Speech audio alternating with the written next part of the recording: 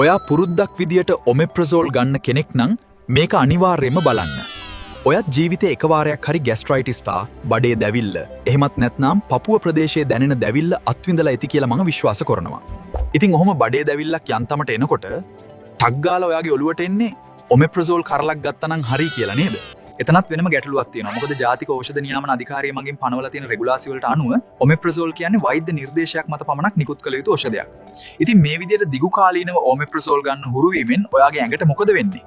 අද වීඩියෝ එකෙන් අපි කතා කරන්නේ අන්න ඒ ගැනයි. මේ තත්ත්වයේදී ඔමෙප්‍රසෝල් කියන්නේ ලෝකේ පුරාම බහුලවම පාවිච්චි කරන ඖෂධයක්. මේකෙන් ආමාශයේ ඇතිවන අධික ආම්ලික තත්ත්වය මගහරවලා අර කියපු අපහසුතාව මැනවින් සමනය කරනවා. ඒ වුණත් සමාජයේ සාමාන්‍යයෙන් දකින්න ලැබෙන භයානකම තත්ත්වයක් තමයි වෛද්‍ය අනුමැතියකින් තොරව දිනපතා ඔමෙප්‍රසෝල් ගන්නා විශාල පිරිස.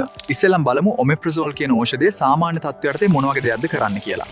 ඔමෙප්‍රසෝල් අයිති වෙන්නේ ප්‍රොටෝන් පම්ප් ඉන්හිබිටර්ස් කියන ඖෂධ ගානේ. සරලවම කිව්වොත් ඔයාගේ ආමාශ බිත්තියේ තියෙන සූල වලින් අම්ල නිෂ්පාදනය කරලා ආමාශ කුහරයේ ඇතුළට නිකුත් කරන පොම්ප ටික අවහිර කරන එක තමයි ඔමෙප්‍රසෝල් කරන්නේ. මේ නිසා ආමාශයේ අම්ල නිෂ්පාදනය අඩු වෙනවා. මීට අමතරව ආමාශයික තුවාල සුව කිරීමත් මේකෙන් සිදු කරනවා. ආහාර මාර්ගයේ ඇතිවන දැවිල්ල, වේදනාව වගේ තත්ත්වවලින් පීඩා විඳින වෙලාවක මේකෙන් ලැබෙන සහනය නිසා ගොඩක් දෙනෙක්ට මේක දෙවියෝ දුන්නු බෙහෙතක් වගේ දැනෙනවා. ගෑස්ට්‍රික් අල්සර් සහ ඩුවඩිනල් අල්සර් සුව කිරීමේ හැකියාවකුත් මේකට තියෙනවා. ඇස්පිරින්, අයිබුප්‍රොෆෙන් වැනි වේදනානාශක NSAIDs නිතර ගැනීමෙන් අපේ ආමාශයේ බිත්තියට හානි වෙන්න පුළුවන්. ඒ නිසා අන්න ඒ හානිය වළක්වලා ආමාශයේ බිත්තිය ආරක්ෂා කරන්නත් වෛද්‍යවරුන් මේ වේදනානාශක එක්ක ඔමෙප්‍රසෝල් ලබා දෙනවා. පළවෙනි දේ තමයි රීබවුන්ඩ් ඇසිඩිටි තත්ත්වය උද්ගත වීම. මම කලිනුත් කිව්වනේ ඔමෙප්‍රසෝල් වලින් ආමාශයේ අම්ල නිෂ්පාදනය අඩු කරනවා කියලා. මේ දේ කෙටි කාලීනව කළාට ගැටලුවක් නැහැ. නමුත් ආමාශය කියන්නේ අම්ල නිෂ්පාදනය වෙනුවෙම නිර්මාණය වුණු අවයවයක්. හැමදාම ඔමෙප්‍රසෝල් ගත්තම ආමාශයට ඒ කාර්යය කරන්න ඉඩක් ලැබෙන්නේ නැහැ. ඔහු කොට වෙන බරපතලම දේ තමයි ඔමෙප්‍රසෝල් වල ක්‍රියාව ශරීරය තුල අඩු වුණු ගමන් ආමාශයේ සාමාන්‍ය ප්‍රමාණයට වඩා ඇසිඩ් නිපදවන්න පටන් ගන්නවා. මේ රීබවුන්ඩ් ඇසිඩිටි තත්ත්වය උද්ගත වීම.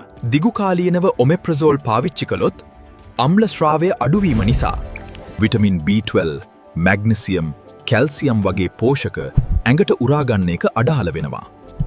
මේ නිසා ඔයාට අධික විඩාව, තෙහෙක්ටුව වගේ තත්ත්වයන්ට මුහුණ දෙන්න සිද්ධ වෙනවා.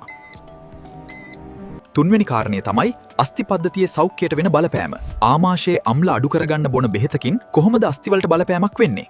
කෑමවල තියෙන කැල්සියම් ඇඟට උරා ගන්න ක්‍රියාවලිය රඳා පවතින්නේ ආමාශයෙන් ස්‍රාව වන අම්ල ප්‍රමාණය මතයි. ඔයා දිගු කාලීනව ඔමෙප්‍රසෝල් ගත්තම අම්ල මට්ටම අඩු නිසා කැල්සියම් උරා ගැනීම අඩු වෙලා යනවා. ප්‍රතිඵලය තමයි අස්ථිවල ශක්තිමත් බව ක්‍රමානුකූලව අඩු වෙලා යන එක. මේ නිසා අස්ථි තුනී වීම, ඔස්ටියෝපොරොසිස් වගේ තත්ත්වයන්ට අවදානම වැඩි වෙනවා. ඒ වගේම උකුල් අස්ථි, කොඳු වැටපෙළ, මැණික් කටුව ආදී අස්ථි බිඳ වැටීමේ අවදානම ඉහළ යනවා. ඉතින් ඔයා මාස ගාණක් තිස්සේ මේ ඖෂධය පාවිච්චි කරන වයස අවුරුදු 50ට වැඩි කෙනෙක් නම්, ඒ වගේම දැනටත්මත් අස්ථි ආශ්‍රිත ගැටලු වලට මුහුණ දීලා ඉන්න කෙනෙක් නම්, ඔයා ඉන්නේ ඊටාම අවදානම් තත්ත්වයක කියලා. හතරවෙනි කාරණය ආහාර මාර්ගයේ ආසාදන වලට ලක්වීමේ අවදානම ඉහළ යාම. ආමාශයික අම්ල කියන්නේ අපේ ඇඟේ ස්වාභාවික ආරක්ෂණ පද්ධතියේ කොටසක්. කාම බීම හරහා ඇඟට එන හානිකර බැක්ටීරියා විනාශ කරන්නේ මේ අම්ල මගින්. ඉතින් දිගු කාලීනව ඔමෙප්‍රසෝල් පාවිච්චි කරද්දී අම්ල ශ්‍රාවය අඩු වෙන නිසා ඔයාගේ ආහාර මාර්ගය ආසාදන තත්ත්වයන්ට ලක්වීමේ ප්‍රවණතාවය වැඩි වෙනවා. වරදවා වටහා ගන්න එපා. කෙටි කාලීනව ඔයාගේ වෛද්‍යවරයා උපදෙස් දෙන කාල පරාසයක් තුල මේ ඖෂධ පාවිච්චි කිරීමෙන් කිසිදු ගැටලුවක් ඇති වෙන්නේ නැහැ. ආමාශය කියන්නේ කෑම දිරවන්න විතරක් තියෙන අවයවයක් නෙවෙයි. ඒක නිහඬවම ඔයාගේ මුළු සිරුරම ආරක්ෂා කරන තැනක්. මේ සියලු ගැටලු වෙන්නේ හිතුමනාපේ ෆාමසි වලින් බෙහෙත් අරගෙන දිගු කාලීනව පාවිච්චි කරන්න ගත්තමයි. ඔයා මේ වීඩියෝ එකෙන් ඔමෙප්‍රසෝල් භාවිතය ගැන පැහැදිලි අදහසක් ගන්න ඇති කියලා මම විශ්වාස කරනවා. මේ සම්බන්ධව ඔයාට තියෙන ගැටලු පහලින් කමෙන්ට් කරන්න. මේ වීඩියෝ එක වැදගත් කියලා හිතනවා නම් ෂෙයා කරන්න. නිරෝගී දවසක් වේවා.